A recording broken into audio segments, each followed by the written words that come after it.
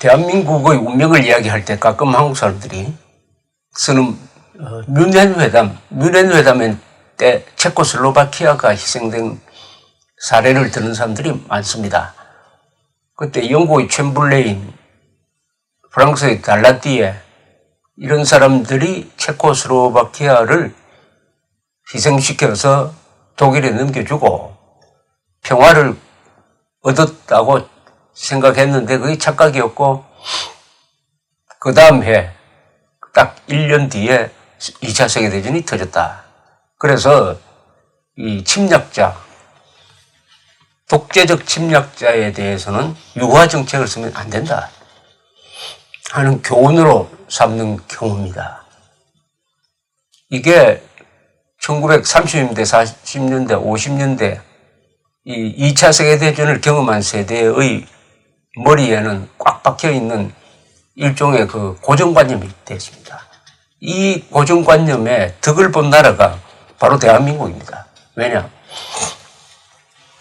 1950년 미국 시간으로 6월 24일 날 트루만 대통령이 자기 고향인 인디펜던스, 미주리주 인디펜던스에 가 있다가 잠실에 들려고 할 때 딘 애치슨 국무장관으로부터 전화를 받았습니다.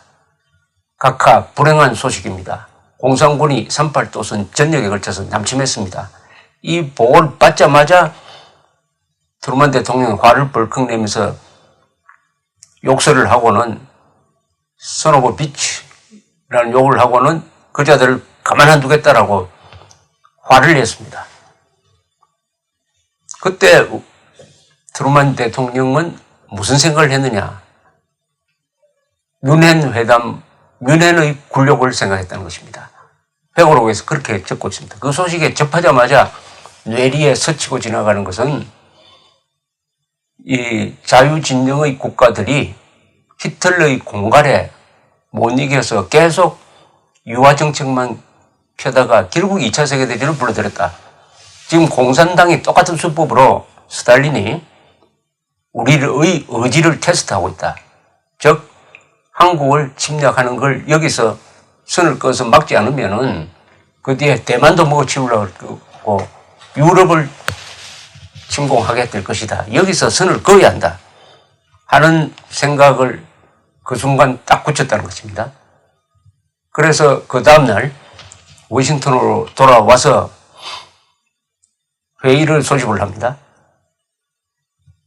회의를 해보니까 거기 참여한 사람들도 거의 전부 다가 여기서 선을 그어야 한다라고 했고 그 사람들의 머리에도 바로 뮌헨 1938년 9월에 뮌헨 굴욕이 도장처럼 찍혀 있었다는 것입니다. 그래서 유엔군을 보내고 미군을 보내는 참전 결단을 내리는데 당시에 미국 언론과 의회가 절대적으로 지지를 했습니다. 절대적으로 지지할 때 언론이 쓴 기사가 대부분이 제2의 뮌헨은 안 된다. 여기서 막아야 된다. 이렇게 썼던 것입니다. 그러니까 뮌헨 회담의 굴욕이라는 이 역사적 교훈이 미국 사람들의 지도층에 살아남아서 대한민국을 구하는데 일조를 했으니까 이 뮌헨이 결코 먼 나라 이야기가 아닌 것입니다. 더구나 극적인 것은 북한군의 남침 전에는 미국의 국가 지도부는 한국을 지킬 필요가 없다 라고 해가지고 한국을 전략적으로 포기한 상태였습니다. 그러니까 주한 미군을 49년 6월 30일에 다 철수했던 것이죠. 가치가 없다고 판단했는데 남침을 당하니까 모두 다 머릿속에 뮌헨 이렇게 되면서 대한민국을 지키기 위한 파병을 한 것이죠. 그래서 5만 4천 명의 미군이 죽고 연인은 180만 명이 참전하고 한미동맹이 만들어졌습니다. 그리고 공산군의 침략을 휴전선에서 이제 저지하는 걸로 해가지고 휴전이 이루어진 거죠. 자, 그러면 뮌헨 회담이 어떻게 진행되었고 왜 여기서 서양 사람들이 교훈을 깊게 얻게 되었느냐 하는 이야기를 오늘 좀 해드리겠습니다. 참 신비합니다. 외국에서 일어난 역사적 사건이 굴러가지고 대한민국의 운명을 결정하는데 쓰였다는 거. 그러니까 역사라는 게 또 역사적 교훈이라는 것이, 역사적 기억이라는 것이 그게 옛날 이야기가 아니라는 것을 알 수가 있습니다. 히틀러는 집권을 한 다음에 1933년에 선거를 통해서 집권했습니다. 그러면서 독재자가 되었습니다만은 한 다음에 처음에는 상당히 조심했습니다. 재무장을 하면서 군수산업을 발전시키고 경제를 부흥을 하면서 꽤 인기를 누렸고 국제적으로도 평판이 좋았고 1936년 베를린 올림픽을 또 주최를 했습니다. 거기서는 또 송기정 선수가 마라톤에서 우승하죠. 그리고 남성용 선수는 3등을 하는데 동메달을 받는데 송기정 선수한테 가려가지고 남성용이라는 사람이 그때 동메달을 받았다는 걸 모르는 분들이 많습니다. 그러나 히틀러의 야심은 이미 그가 옥중에서 쓴 나의 투쟁이라는 책에 그대로 적혀 있습니다. 아리안족, 독일 민족이 유럽의 지배민족이 되어야 한다. 그리고 유대인들은 말살해야 된다. 거기에 자신의 포부를 그대로 적었고 그대로 합니다. 그런데 사람들은 오해를 하죠. 히틀러에 대한 오해가 빚어지는데 그분들이 나의 투쟁만 제대로 읽었더라면 그런 오판을 안 했을 것입니다. 이 영국이나 프랑스 사람들. 다만 그 당시에 1930년대의 유로의 분위기는 어땠느냐 하면은 그 한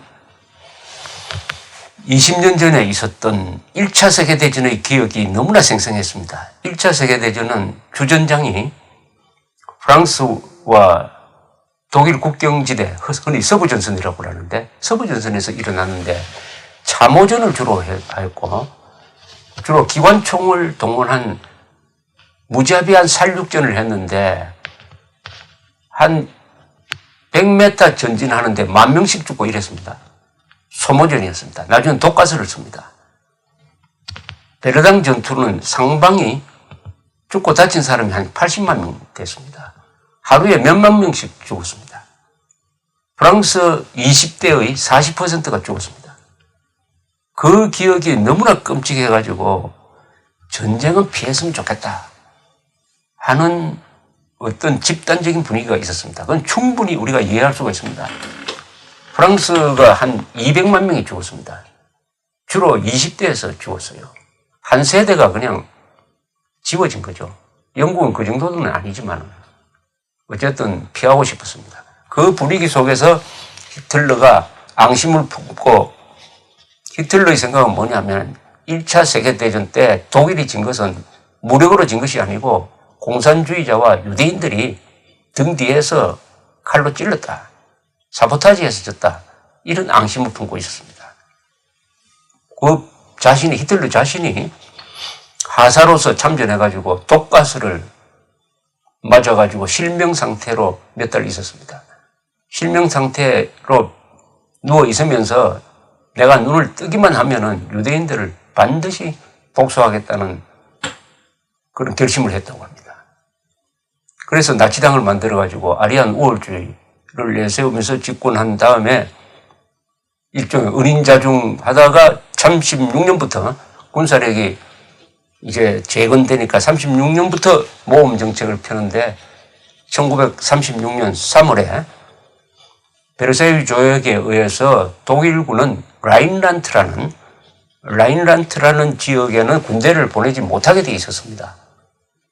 그런데 그 베르사유 조약을 위반하고 3개 대대를 라인란트에 진주시킵니다. 이게 2차 세계대전으로 가는 첫 문을 열었습니다.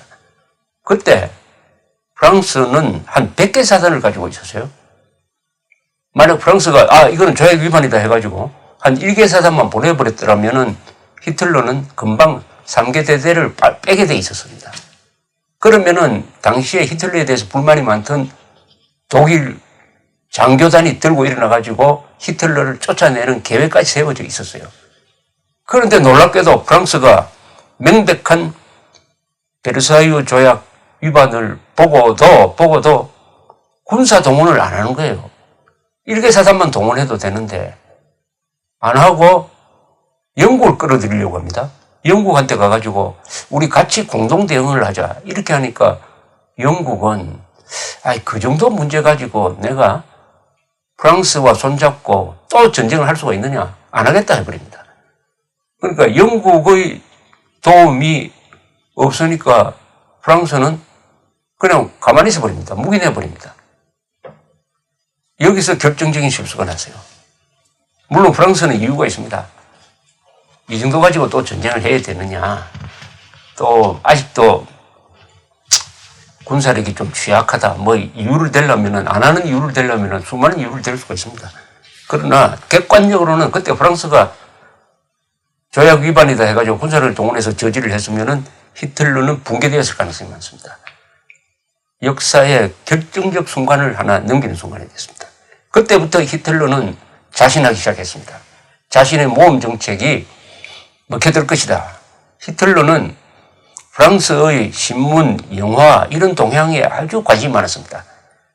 프랑스가 과연 전쟁을 할 수 있는 나라냐 하는 측면에서 들여다보니까 프랑스 국가 지도부는 전쟁을 견인할 수 없는 사람이다라고 판단을 했습니다. 왜냐?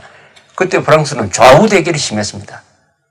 좌우 대결, 특히 좌익들이 정권을 잡기도 해가지고 좌우 대결이 심하다가 보니까 프랑스의 우익은 히틀러를 좋아하게 되었습니다.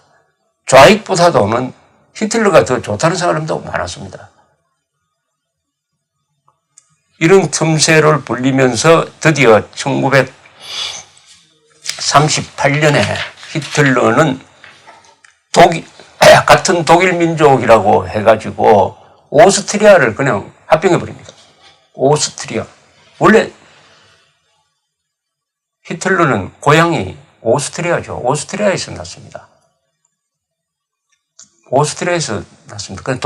같은 독일 민족이 두 나라로 관려져 있었던 것이죠. 오스트리아. 그래서 일종의 민족 통일 개념으로 해가지고 오스트리아에 나치당을 만들어가지고 분란을 일으키도록 해놓고 그냥 무혈 점령을 해버렸습니다. 오스트리아를.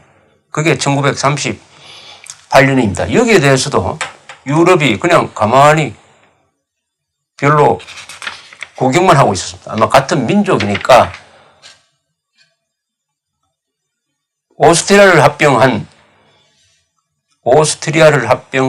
히틀러는 거짓말을 합니다.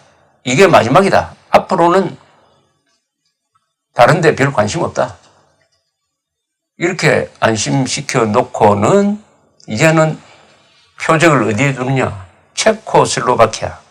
체코슬로바키아에 약 325만 명의 독일계 주민이 살고 있는 지역이 있었습니다. 독일과의 국경선에 그걸 주데텐 지역이라고 하는데, 주데텐. 거기에 독일 사람들이 많이 사니까 독일 민족주의에 근거해가지고 그 지역을 넘겨주라.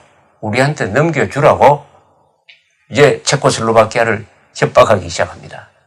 그리고 주데텐 지역에 있는 독일 사람들이 시위도 하고 분란도 일으키고 해가지고 서로 이제 호응을 하는 것이죠. 이 체코슬로바키아라는 나라는 원래 체코슬로바키아라는 나라가 없었는데 1차 세계대전 때 오스트리아 헝가리 제국이 무너지니까 체코슬로바키아가 말하자면 급조된 나라입니다. 급조된 나라입니다. 거기에 독일 사람들이 거기에 많이 살게 됐다 이거죠. 그때부터 히틀러는 주데텐 지역을 먹기 위해서 여러 가지 협박을 하기 시작을 합니다. 1938년 5월에는 아예 군사작전을 펴가지고 쳐들어가기 위해서 준비를 합니다. 이렇게 되니까 영국, 프랑스에서 놀라가지고 만약 쳐들어가면 우리도 군사적으로 대응하겠다. 특히 이 체코슬로바키아와 함께 상호 방위 조약을 맺은 나라가 있었습니다. 그게 프랑스입니다. 프랑스는 군사적 의무입니다. 체코슬로바키아가 침공되면은. 그래서 38년 5월에는 영국 그리고 프랑스가 독일에 대해서 만약 체코슬로바키아를 침공하면은 유럽 전쟁이 또 난다. 그러니까 경고를 합니다. 이때는 히틀러가 주춤합니다. 주춤하면서 전략을 새로 짜는 것이죠. 그런데 이때 영국의 수상이 챔벌레인이라는 사람입니다. 챔벌레인. 이 챔벌레인이라는 사람은 이상하게 독일에 대해서 호감을 갖고 있는 사람이었습니다. 그때 영국에 독일에 대해서 호감을 갖고 있는 사람이 많았어요. 왜냐? 이 베르사유 조약이란 것이 패전국 독일에 매우 불리하게 되어 있었습니다. 그런데 1차 세계대전 때 독일은 본토가 전장터가 되지 않았어요. 주로 프랑스 땅에서 전쟁을 하고 거기서 항복을 해버리 놓았는데 이 베르사유 조약은 독일을 완전히 자존심도 구기고 전쟁 배상금도 많이 물리고 프랑스 군대가 독일 지역에 주둔하고 하는 아주 모욕을 줍니다. 근데 독일 사람들은 억울하다고 생각하죠. 아니, 우리 국토가 빼앗긴 것도 아닌데 이렇게 우리가 프랑스한테 당해야 되느냐. 그 기록 영화 보면 나오는데 프랑스 군인들이 독일 사람들을 막 두드려 패는 장면도 있습니다. 그걸 조금 중립적인 입장에서 본 영국의 여론은 어떠냐 하면은 영국 사람들은 이 프랑스가 너무 가혹하다. 이렇게 생각도 갖고 있었습니다. 그러니까 독일 편을 드는 사람들이 꽤 있었어요. 또 영국 사람과 독일 사람들은 같은 게르만 민족이니까 통하는 게 있죠. 또 히틀러도 영국을 또 상당히 평가를 했습니다. 영국을 두려워하면서도 이 게르만족으로서의 교율이라든지 이 뛰어난 능력에 대한 평가를 서로 주고받는 사이였습니다. 챔버린이 말하자면 친독일적 정서를 갖고 있는 사람인데 이 사람은 노골적으로 독일이 체코슬로바키아를 공격할 경우에 영국, 프랑스는 물론 아마 소련도 구원에 나서지 않을 것이다. 영국은 평화를 위해 독일 사람들이 많이 사는 주데텐을 독일에 넘겨주는데 찬성한다. 이런 이야기를 거의 공개적으로 하고 이게 또 언론에 보도되고 하면서 영국 언론도 영국 여론도 주데텐 지역 가지고 전쟁을 하는 것은 안 된다 하는 여론이 형성되었으니까 여론에 민감할 수밖에 없는 챔벌레인도 그런 생각을 갖고 있었습니다. 영국은 또 체코슬로바키아를 지원해야 할 조약상의 의무는 없었던 것입니다. 자, 9월에 들어가면은 1938년 9월에 들어가면은 그때 히틀러는 딱 작전 계획을 세웁니다. 무력으로 쳐들어가서 해결해야 되겠다. 대충 9월 말이나 10월 초에 수십 개 사단을 동원해가지고 주데텐 지역을 그냥 무력으로 삼키겠다 하는 작전 계획을 세워놓습니다. 그것은 쇼로 하는 게 아니라 진심으로 하는 겁니다. 문제는 이 주데텐 지역은 산악지대고 거기에 체코슬로바키아가 진지를 강화를 하고 군대를 배치해가지고 상당히 전투를 하면은 독일군이 희생이 많이 생기게 되어 있었습니다. 그때 체코슬로바키아는 공업국이었습니다. 흔히 세계 5대 공업국이었다고 합니다. 그 공업시설이 바로 주데텐 지역에 있었어요. 당시에 체코슬로바키아는 수십만의 병력을 갖고 있었고 동원령을 내리면 100만 명을 동원할 수가 있었습니다. 예비군까지. 또 장비가 좋았어요. 기관총 같은 거는 이 체코제가 최고 아닙니까? 지금도 체코제 무기가 지금도 아마 팔리고 있을 것 같은데 체코는 굉장히 공급국입니다. 2차 세계대전 때 독일군이 쓴 무기 중에 상당 부분은 체코제 무기였습니다. 체코제 무기. 그리고 체코는 그때 결전 의지가 있었어요.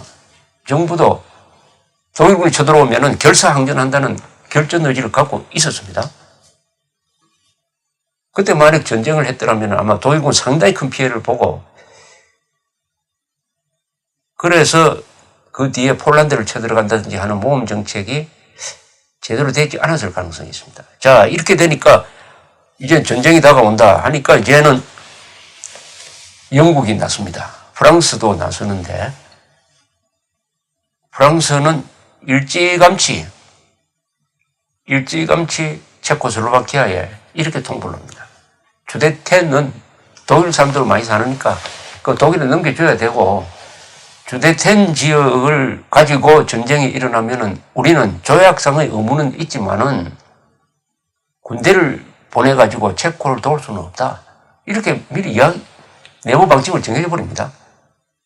그래 되니까 챔블레인도 프랑스를 도와가지고 전쟁할 수도 없게 되는 것이죠. 프랑스가 싸워야 뭐 프랑스를 돕든지 하지. 이렇게 되니까 처음부터 히틀러의 이 위협에 대항할 수단을 갖지 않는 거죠. 전쟁을 하겠다는 히틀러에 대해서는 우리도 전쟁을 하겠다고 해야 이게 협상이 가능합니다. 그런데 이미 챔블레인도 프랑스의 달라디에도 주데텐 지역을 위해서는 우리가 또 세계전쟁을 펼 수는 없다. 독일하고 전쟁을 할 수는 없다는 내부 방침을 이미 정해놓고 그 다음에 어떻게 하든지 이게 유럽 전쟁을 확대되지 않도록 히틀러를 설득하는 역할을 하게 되는 겁니다. 히틀러는 이미 챔블레인이나 프랑스 입장을 훤히 알고 있었습니다. 훤히 알고 있으면서 갖고 놀기 시작합니다. 챔블레인이 그 몇 시간이나 비행기를 타고 히틀러를 찾아와서 산장에서 만나면은 히틀러는 챔블레인을 겁을 주었다가 그 다음에 안심시키기도 하고 해가지고 심리적으로 챔블레인을 잡습니다. 또 챔블레인은 이상하게 히틀러를 괜찮은 사람으로 생각을 해요. 이 악당이라고 생각을 안 합니다. 악당이라고 생각을. 이상하게 이 악마적 독재자를 만난 민주국가의 지도자가 그 악마에 대해서 호평을 하는 경우가 많습니다. 우리 김대중 대통령도 뭐 김정일 만나고 오더니 좋게 이야기를 하고요. 요새 문재인 대통령도 비슷한데 스탈린 만난 처칠이라든지 이 사람도 호평이 많습니다. 스탈린 만난 드골도 그렇고 히틀러를 만난 챔블레인도 그렇고 여기에 하나의 비밀이 있습니다. 히틀러, 스탈린, 모택동 이런 사람들을 인간 대 인간으로 만나면은 그 악당의 그 카리스마에 눌려가지고 영향을 받는 경우가 많아요. 왜냐? 이 독재자는 항상 웃는 사람들입니다. 독재자는 미소를 짓습니다. 악마는 미소를 짓습니다. 찡그린 악마는 어디 조각에나 나오지 실제로 그렇진 않아요. 왜냐? 결심만 하면은 죽을 사람도 살려주고 산 사람도 죽게 할 수 있는 게 독재자고 특히 전체주의 독재자입니다. 그러니까 1대1로 만나면은 그만큼 자신도 있고 뭘 부탁을 하면은 들어주고 하니까 심리적으로 이미 넘어가는 것이죠. 그래서 이 9월 말쯤 되면은 이제는 히틀러가 침공하는 날짜까지 딱 받아놓고는 체코슬로바키아에 대해서 최후 통첩을 하죠. 넘기라고. 넘기는데 어떤 방식으로 넘기느냐. 제일 처음에는 체코는 자치권을 주는 정도로 하려고 그랬어요. 자치권을 주는 정도. 그런데 그걸 싹 무시해버리고 우리가 군대를 보내서 직접 점령을 하겠다. 이렇게 히틀러가 나오는 것입니다. 그러니까 체코슬로바키아는 거기에 대응하려고 영국, 프랑스 문을 아무리 두드려도 안 되고 유일하게 기댈 때가 소련인데 소련은 프랑스가 참전하면 우리도 참전한다 하는 이런 조건부로 체코를 도울 수 있게 되어 있었어요. 그러니까 러시아 도움도 못 받다. 완전히 고립무원이 되어버렸습니다. 완전히 고립무원. 혼자 버틸 수 없다. 그래서 이 정부가 물러나 버립니다. 새로운 정부가 들었어요.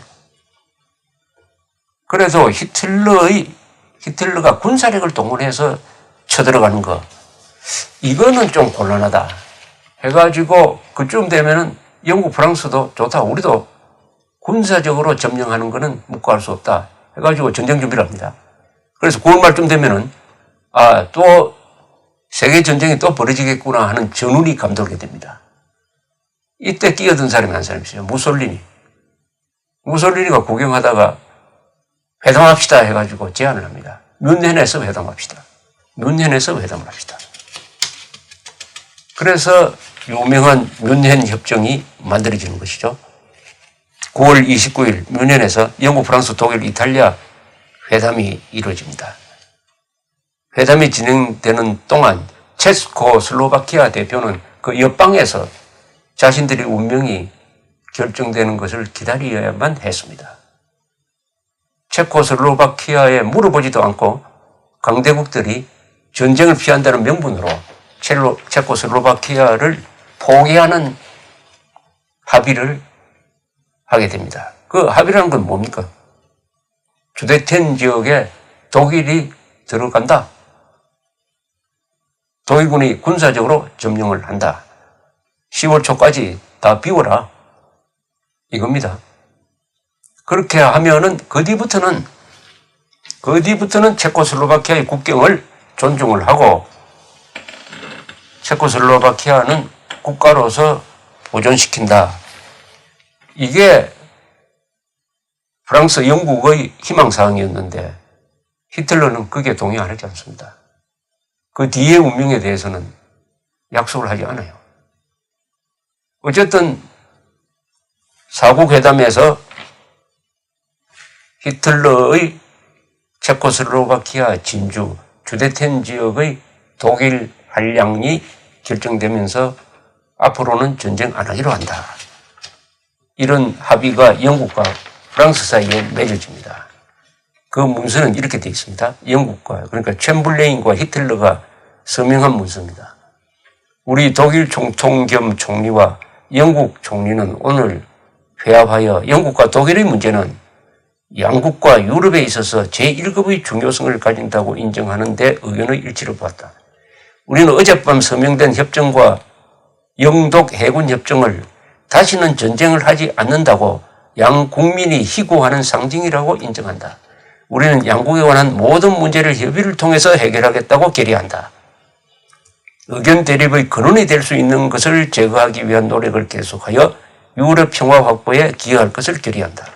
총론적, 그러니까 앞으로 전쟁하지 않고 외교 문제 해결하자 이렇게 되어 있습니다. 이게 독재자와 맺는 총론적 합의는 절대 지켜지지 않습니다. 우리 남북 간에도 총론적 합의가 많이 나왔어요. 7.4 공동성명, 자주 평화 민족 대단결, 총론적 합의입니다. 6.15 선언, 14선언, 이거 다 총론적 합의예요. 그러나 실천 단계로 가면은 북한은 유리하면은 지키고 불리하면 절대 안 지킵니다. 이것도 마찬가지입니다. 히틀러와 챔버레인이 말은 좋죠. 평화를 위해서, 유럽 평화를 위해서 앞으로 무력 사용 안 한다는 취지의 서명을 했습니다. 히틀러는 챔버레인이 내민 그 문장을 읽어보더니 바로 서명을 해버립니다. 왜 서명했겠습니까? 이건 뭐 휴지 조각인데 나중에 무력으로 침공할 텐데 하면서 서명했습니다. 그런데 챔버레인은 귀국해가지고 그 문서를 들고 와가지고 그 문서를 들면서 환호하는 사람들한테 Peace in our time. 우리 시대에 평화가 왔다. 이렇게 이야기를 하면은 열광합니다. 요새 문재인 대통령이 김정은과 만나서 한반도의 평화를 가져온다고 환호를 하고 지지율이 올라가는데 그 이상이었습니다. 타임스는 뭐라고 했느냐? 타임스란 유명한 신문이 있죠. 런던 타임스라고 하는. 전장에서 전리품을 가지고 돌아온 정복자, 그 누구도 이보다 더 고귀한 월계관으로 장식된 사람은 없었다. 오직 오직 처칠만이 의회에서 연설합니다. 우리는 완전하고도 절대적인 패배를 맛보았다. 이것은 끝이 아니고 시작일 뿐이다. 하니까 야유가 쏟아지고 나서 야유 속에서 묻혀버렸습니다. 그게 1938년 9월이었습니다. 9월 말. 그럼 히틀러는 그 뒤에 체코슬로바키아를 어떻게 했냐? 완전히 해체를 해버렸습니다. 주데텐 지역만 먹는다고 해놓고는 거기 들어가가지고 지금 체코슬로바키아로 지금 분리가 되어 있는데 슬로바키아에는 괴뢰 정부를 하나 만들고 체코 지역에 있던 보헤미아, 모라비아 등등은 보호령으로 삼고 일부는 폴란드에 하고 헝가리에 뜯어주고 해가지고 체코슬로바키아가 해체돼 버립니다. 이래 되니까 챔버린은 아이고 속았구나 깨닫게 되는데 한 6개월이 걸렸습니다. 6개월. 그러면서 챔버린이 자기가 배신당했다는 걸 아니까 그 다음에 폴란드, 다음에 목표가 폴란드니까 폴란드에 대해서는 영국이 동맹조약으로서 앞으로 폴란드를 침략하면은 영국은 전쟁을 한다는 약속 협정을 맺습니다. 이건 또 실수예요. 전략적 실수입니다. 왜냐? 폴란드를 도우려면은 육군을 보내야 되는데 멀리 떨어진 영국이 폴란드에 군대를 보낼 방법이 없어요. 내륙에 있는 폴란드에 어떻게 군대를 보냅니까? 그러니까 도울 수 있을 때는 돕지를 않았고 도울 수 없는 약속을 해버립니다. 어쨌든 1년 뒤에 즉 1939년 9월 1일 독일이 폴란드로 쳐들어가니까 그때서 프랑스도 영국도 선전포고를 해가지고 히틀러와 전쟁을 시작하고 2차 세계대전의 문이 열리게 되는 것입니다. 챔버린은 한 1년 정도, 1년에 한 8개월 정도 수상에 있으면서 전쟁에 대처하다가 그 총리 자리를 나중에는 처칠에게 넘겨주죠. 처칠만이 한 10년 동안 꾸준히 히틀러가 전쟁을 일으킬 사람이다. 히틀러에 대한 유화 정책은 전쟁을 부른다는 이야기를 고독하게 하다가 드디어 예언한 대로 되니까 자연스럽게 총리로 초대가 되었습니다. 정치적 기반이 별로 없던 사람이었어요. 역사가 그를 불러낸 것이죠. 그러나 그 사람이 총리에 취임했을 때는 독일군의 전격전에 프랑스가 무너지고 있었습니다. 영국군 30만 명이 덩케르크에서 고립돼가지고 겨우 철수작전을 하고 독일의 막강한 공군력이 이제는 영국을 때리기 위해서 준비를 하고 있던 그 시점이죠. 가장 어두운 시간이었죠. 그때를 다룬 영화가 요새 The Darkest Hour라고 되어 있습니다. 그러나 이때 히틀러는 영국에 추파를 던지죠. 우리하고 협상합시다. 앞으로 영국 쳐들어가지 않겠습니다. 독일이 유럽에서의 패권 국가라는 것만 인정해다오. 이렇게 이야기를 합니다. 그러니까 또 챔벌레인 그 밑에서 외상을 했던 헬리팍스인가 하는 사람이 그 독일과 협상을 하자고 이렇게 나옵니다. 그때 처칠이 그것을 저지합니다. 그 장면이 The Darkest Hour라는 영화의 주된 테마가 되고 있습니다. 그러니까 처칠은 유화론자로부터 여러 번 시달렸습니다. 그것을 끊고 결사항전을 결심을 하죠. 그때는 영국밖에 남지 않았습니다. 유럽은 거의 대부분 스페인하고 몇 나라 빼고는 다 독일에 넘어가 버리고 더구나 러시아는 그 독일과 불가침 협정을 맺은 상태였습니다. 처칠이 지키는 영국만 남아 있었습니다. 아직 미국은 참전하기 전이고 미국은 저 대서양 너머에 있었습니다. 그러나 영국이 해공군력을 믿고 독일과 1940년 가을에 배틀 오브 브리튼이라는 공중전을 시작을 해서 이 공중전에서 영국 공군이 이깁니다. 레이더의 도움을 받고. 그때 처칠이 한 이야기가 역사상 가장 많은 사람이 가장 적은 사람으로부터 가장 큰 혜택을 받았다 하는 유명한 연설을 하면서 지금 이 역사에서 가장 빛나는 시간으로 기록될 것이다. the finest hour라는 말을 했습니다. 처칠은 2차 세계대전 회고록에서 이 뮌헨 회담의 교훈을 담아서 이렇게 썼습니다. 2차 세계대전 회고록이라는 이 책은 노벨 문학상을 받았습니다. 처칠은 노벨 평화상을 받은 사람이 아닙니다. 외국이 도전해 온다면 반드시 맞받아쳐야 한다는 사람들이 언제나 옳은 것은 아니다. 겸허한 자세와 인내와 성실로 평화적 타협을 추구하는 사람들이 언제나 틀린 것도 아니다. 아니, 대개의 경우 그런 사람들이야말로 도덕적으로나 현실적으로 더 나은 선택을 했다고 할 것이다. 인내와 꾸준한 선량함 덕분에 이제껏 피할 수 있었던 전쟁이 몇 번일까? 종교와 도덕은 개인들끼리만이 아니라 국가와 국가 사이에서도 온화함과 겸허함을 요구하고 있다. 그러나 국가의 안전, 동포의 생명과 자유가 걸린 문제에서 최후의 수단을 쓰지 않으면 안 될 때가 왔다면은 그런 확신이 있는 한 무력 사용을 피하면 안 된다. 그것은 정당하고 절실한 문제다. 싸우지 않을 수 없을 때는 싸워야 한다. 싸우지 않을 수 없을 때 싸우지 않고 지면은 재기불능이다. 그러나 싸워야 할 때 싸우다가 지면은 다시 일어설 수 있다. 이런 이야기입니다. 오늘날 핵무장한 북한 노동당 정권의 위협에 놓여 있고 문재인 정부는 김정은의 안전을 우리 국민의 안전보다 더 챙겨주는 것 같고 이러한 시절에 대한민국 국민들의 생명, 재산, 자유를 위협하는 현실 앞에서 우리 국민들이 싸울 자세가 되어 있느냐? 아니면 포기할 것이냐? 불리하다고 싸우지 않을 것이냐?